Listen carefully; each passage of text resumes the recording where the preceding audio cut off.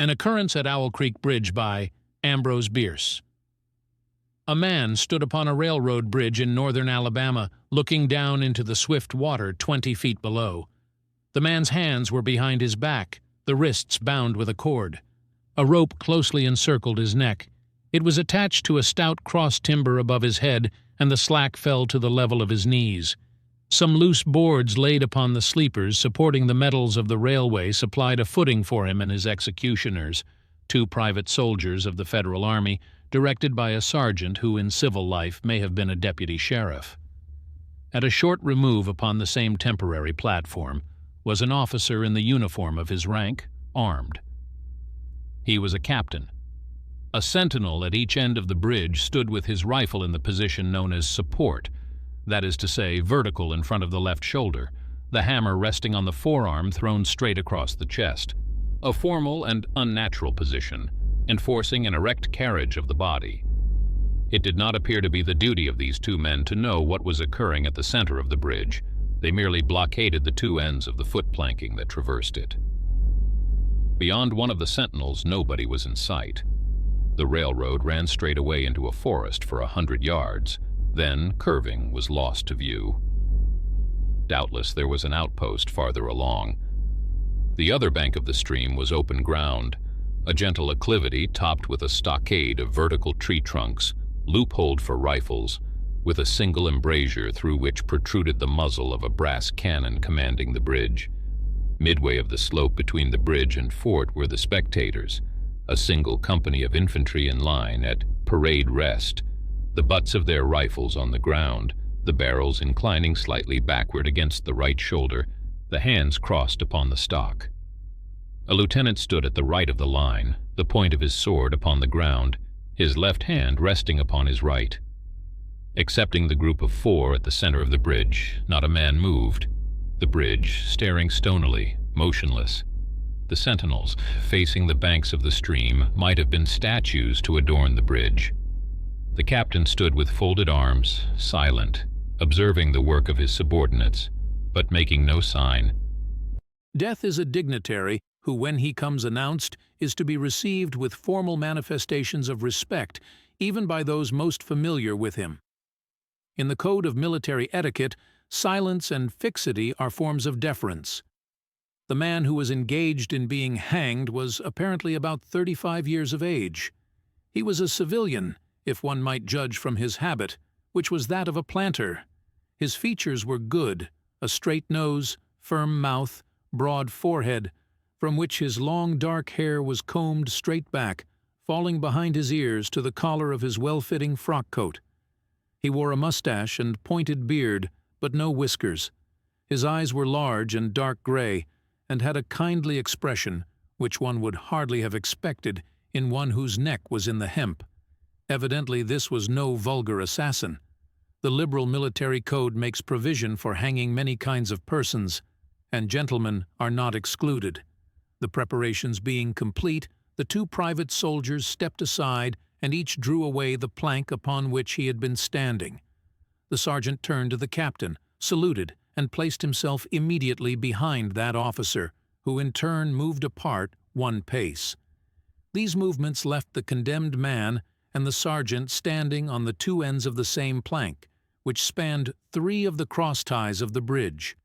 The end upon which the civilian stood almost, but not quite, reached a 4th. This plank had been held in place by the weight of the captain. It was now held by that of the sergeant. At a signal from the former, the latter would step aside, the plank would tilt, and the condemned man go down between 2 ties. The arrangement commended itself to his judgment as simple and effective. His face had not been covered, nor his eyes bandaged. He looked a moment at his unsteadfast footing, then let his gaze wander to the swirling water of the stream racing madly beneath his feet. A piece of dancing driftwood caught his attention, and his eyes followed it down the current. How slowly it appeared to move! What a sluggish stream! He closed his eyes in order to fix his last thoughts upon his wife and children. The water, touched to gold by the early sun, occurrence at Owl Creek Bridge in the midst of life. the brooding mists under the banks at some distance down the stream, the fort, the soldiers, the piece of drift, all had distracted him, and now he became conscious of a new disturbance.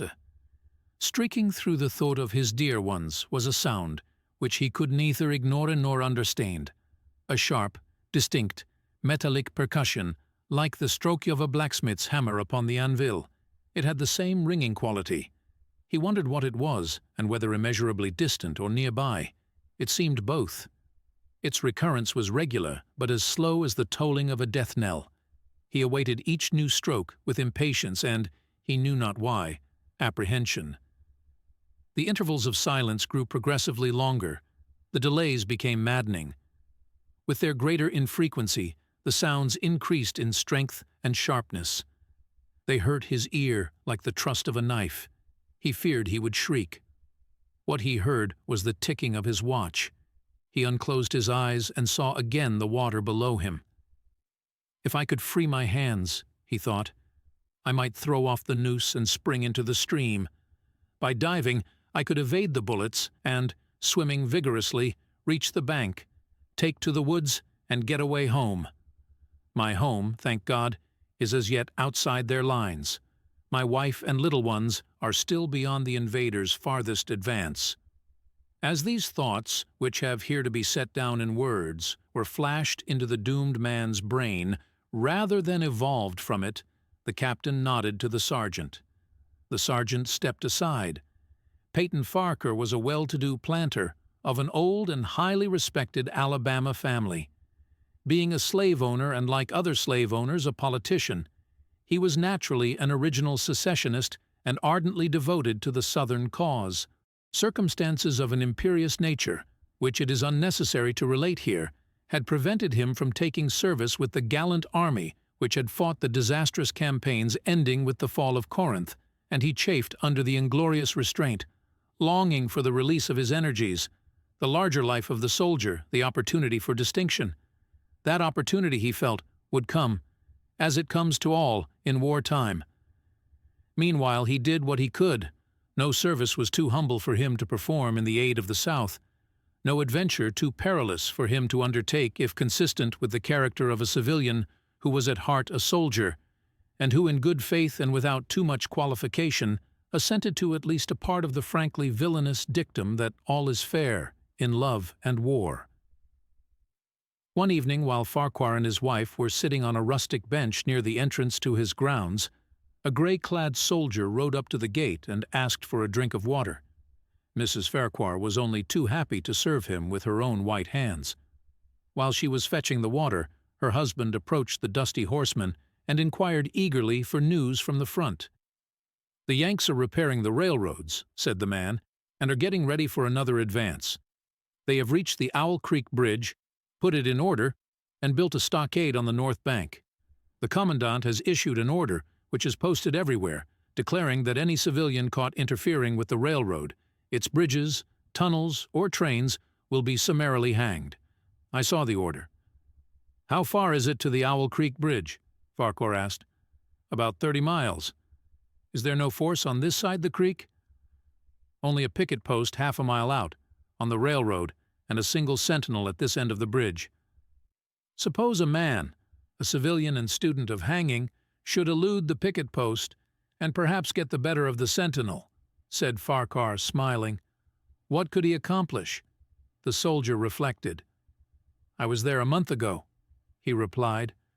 "I observed that the flood of last winter had lodged a great quantity of driftwood against the wooden pier at this end of the bridge. It is now dry and would burn like tow." The lady had now brought the water, which the soldier drank. He thanked her ceremoniously, bowed to her husband, and rode away. An hour later, after nightfall, he repassed the plantation, going northward in the direction from which he had come. He was a Federal scout. Occurrence at Owl Creek Bridge in the midst of life. "Ah!" As Peyton Farquhar fell straight downward through the bridge, he lost consciousness and was as one already dead. From this state he was awakened, ages later it seemed to him, by the pain of a sharp pressure upon his throat, followed by a sense of suffocation. Keen, poignant agonies seemed to shoot from his neck downward through every fiber of his body and limbs. These pains appeared to flash along well-defined lines of ramification and to beat with an inconceivably rapid periodicity. They seemed like streams of pulsating fire, heating him to an intolerable temperature. As to his head, he was conscious of nothing but a feeling of fullness, of congestion. These sensations were unaccompanied by thought. The intellectual part of his nature was already effaced. He had power only to feel, and feeling was torment. He was conscious of motion.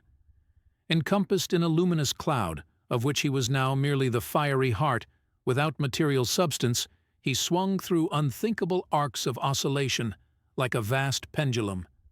Then all at once, with terrible suddenness, the light about him shot upward with the noise of a loud plash. A frightful roaring was in his ears, and all was cold and dark. The power of thought was restored. He knew that the rope had broken and he had fallen into the stream. There was no additional strangulation. The noose about his neck was already suffocating him and kept the water from his lungs. To die of hanging at the bottom of a river. The idea seemed to him ludicrous. He opened his eyes in the darkness and saw above him a gleam of light. But how distant, how inaccessible. He was still sinking, for the light became fainter and fainter until it was a mere glimmer. Then it began to grow and brighten, and he knew that he was rising toward the surface, knew it with reluctance, for he was now very comfortable. To be hanged and drowned, he thought, that is not so bad, but I do not wish to be shot.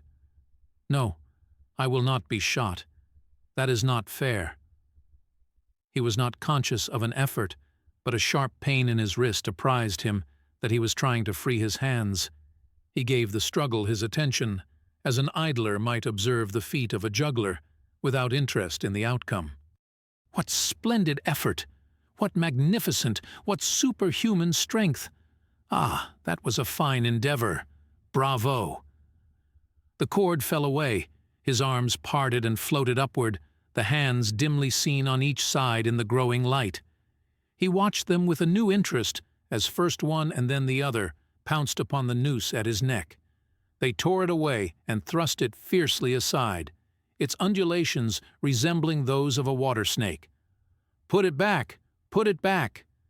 He thought he shouted these words to his hands, for the undoing of the noose had been succeeded by the direst pang that he had yet experienced. His neck ached horribly. His brain was on fire. His heart, which had been fluttering faintly, gave a great leap, trying to force itself out at his mouth.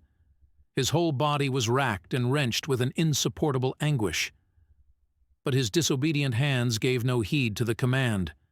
They beat the water vigorously with quick downward strokes, forcing him to the surface. He felt his head emerge. His eyes were blinded by the sunlight. His chest expanded convulsively, and with a supreme and crowning agony, his lungs engulfed a great draught of air, which instantly he expelled in a shriek. He was now in full possession of his physical senses. They were, indeed, preternaturally keen and alert. Something in the awful disturbance of his organic system had so exalted and refined them that they made record of things never before perceived. He felt the ripples upon his face and heard their separate sounds as they struck. The water roared in his ears like the voice of Niagara, yet he heard the dulled thunder of the volley and, rising again toward the surface, met shining bits of metal, singularly flattened, oscillating slowly downward. Some of them touched him on the face and hands, then fell away, continuing their descent. One lodged between his collar and neck. It was uncomfortably warm, and he snatched it out. As he rose to the surface, gasping for breath, he saw that he had been a long time under water. He was perceptibly farther downstream, nearer to safety. The soldiers had almost finished reloading. The metal ramrods flashed all at once in the sunshine as they were drawn from the barrels, turned in the air, and thrust into their sockets. The two sentinels fired again, independently and ineffectually. The hunted man saw all this over his shoulder. He was now swimming vigorously with the current. His brain was as energetic as his arms and legs. He thought with the rapidity of lightning. The officer, he reasoned, will not make that martinet's error a second time. It is as easy to dodge a volley as a single shot. He has probably already given the command to fire at will. God help me, I cannot dodge them all. An appalling plash within 2 yards of him was followed by a loud, rushing sound, diminuendo, which seemed to travel back through the air to the fort and died in an explosion which stirred the very river to its deeps. A rising sheet of water curved over him, fell down upon him, blinded him, strangled him. The cannon had taken a hand in the game. As he shook his head, free from the commotion of the smitten water, he heard the deflected shot humming through the air ahead, and in an instant it was cracking and smashing the branches in the forest beyond. They will not do that again, he thought. The next time they will use a charge of grape. Doubtless, despite his suffering, he had fallen asleep while walking, for now he sees another scene. Perhaps he has merely recovered from a delirium. He stands at the gate of his own home. All is as he left it, and all bright and beautiful in the morning sunshine. He must have traveled the entire night. As he pushes open the gate and passes up the wide white walk, he sees a flutter of female garments. His wife, looking fresh and cool and sweet, steps down from the veranda to meet him. At the bottom of the steps she stands waiting, with a smile of ineffable joy, an attitude of matchless grace and dignity. Ah, how beautiful she is! He springs forwards with extended arms. As he is about to clasp her, he feels a stunning blow upon the back of the neck. A blinding white light blazes all about him with a sound like the shock of a cannon. Then all is darkness and silence. Peyton Farquhar was dead. His body, with a broken neck, swung gently from side to side beneath the timbers of the Owl Creek Bridge. I must keep my eye upon the gun. The smoke will apprise me. The report arrives too late. It lags behind the missile. That is a good gun. Suddenly he felt himself whirled round and round, spinning like a top. The water, the banks, the forests, the now distant bridge, fort and men, all were commingled and blurred. Objects were represented by their colors only, circular horizontal streaks of color. That was all he saw. He had been caught in a vortex and was being whirled on with a velocity of advance and gyration that made him giddy and sick. In a few moments he was flung upon the gravel at the foot of the left bank of the stream, the southern bank, and behind a projecting point which concealed him from his enemies. The sudden arrest of his motion, the abrasion of one of his hands on the gravel, restored him, and he wept with delight. He dug his fingers into the sand, threw it over himself in handfuls, and audibly blessed it. It looked like diamonds, rubies, emeralds. He could think of nothing beautiful which it did not resemble. The trees upon the bank were giant garden plants. He noted a definite order in occurrence at Owl Creek Bridge. In the midst of life, their arrangement inhaled the fragrance of their blooms. A strange roseate light shone through the spaces among their trunks, and the wind made in their branches the music of Aeolian harps. He had no wish to perfect his escape, was content to remain in that enchanting spot until retaken. A whiz and rattle of grape shot among the branches high above his head roused him from his dream. The baffled cannoneer had fired him a random farewell. He sprang to his feet, rushed up the sloping bank, and plunged into the forest. All that day he traveled, laying his course by the rounding sun. The forest seemed interminable. Nowhere did he discover a break in it, not even a woodman's road. He had not known that he lived in so wild a region. There was something uncanny in the revelation. By nightfall he was fatigued, footsore, famishing. The thought of his wife and children urged him on. At last he found a road which led him in what he knew to be the right direction. It was as wide and straight as a city street, yet it seemed untraveled. No fields bordered it, no dwelling anywhere. Not so much as the barking of a dog suggested human habitation. The black bodies of the trees formed a straight wall on both sides, terminating on the horizon in a point. like a diagram in a lesson in perspective. Overhead, as he looked up through this rift in the wood, shone great golden stars looking unfamiliar and grouped in strange constellations. He was sure they were arranged in some order, which had a secret and malign significance. The wood on either side was full of singular noises, among which, once, twice, and again, he distinctly heard whispers in an unknown tongue. His neck was in pain, and lifting his hand to it found it horribly swollen. He knew that it had a circle of black where the rope had bruised it. His eyes felt congested. He could no longer close them. His tongue was swollen with thirst. He relieved its fever by thrusting it forward from between his teeth into the cold air. How softly the turf had carpeted the untraveled avenue. He could no longer feel the roadway beneath his feet.